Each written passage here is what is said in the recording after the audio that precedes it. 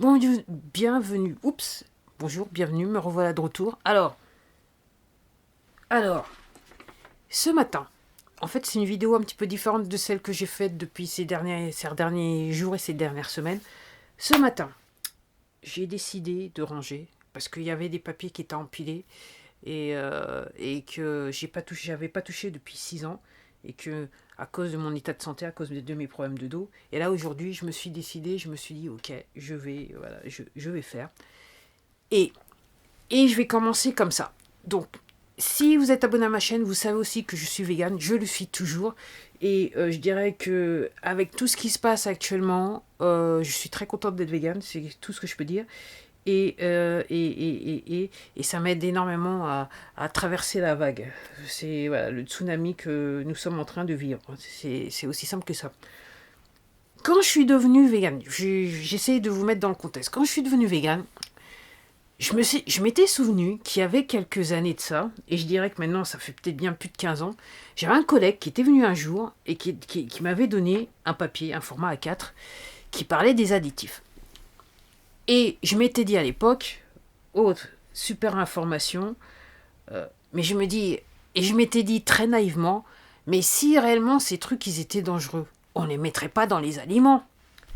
Donc, j'avais pris le papier, je l'avais gardé, je l'avais mis dans un autre document, dans d'autres paperasses, et j'avoue que je ne retrouverai plus, j'ai pensé de ces dernières années, tout particulièrement quand je suis devenue végane, j'ai pensé à ce document, mais je ne me rappelais plus où il était. Et aujourd'hui, j'ai fait du rangement, et devinez quoi, j'ai retrouvé le document.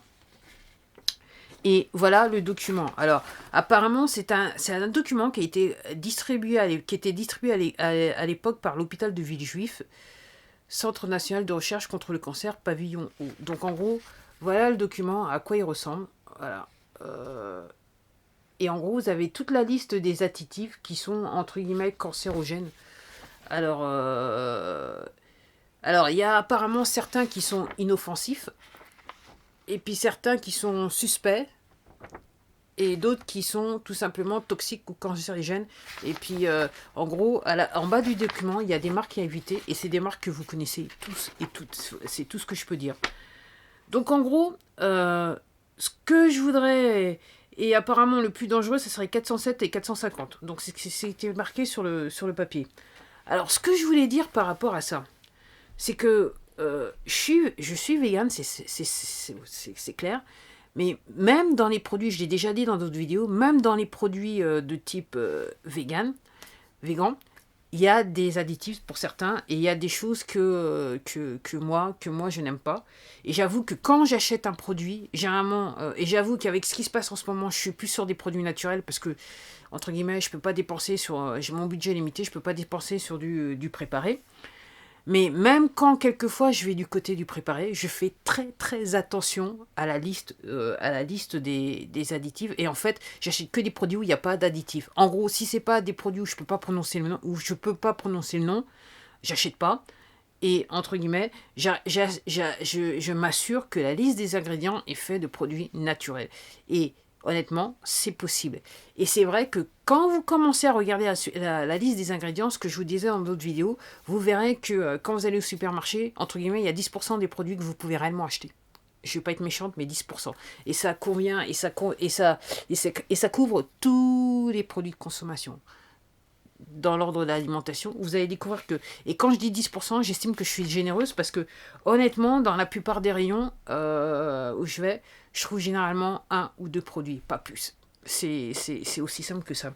Donc voilà, donc en gros, je suppose que si vous allez sur Google, vous pouvez peut-être retrouver la liste des produits additifs, mais penchez-vous sur cette liste parce que vous allez découvrir, comme je vous laisse entendre, que c'est dans tous les produits.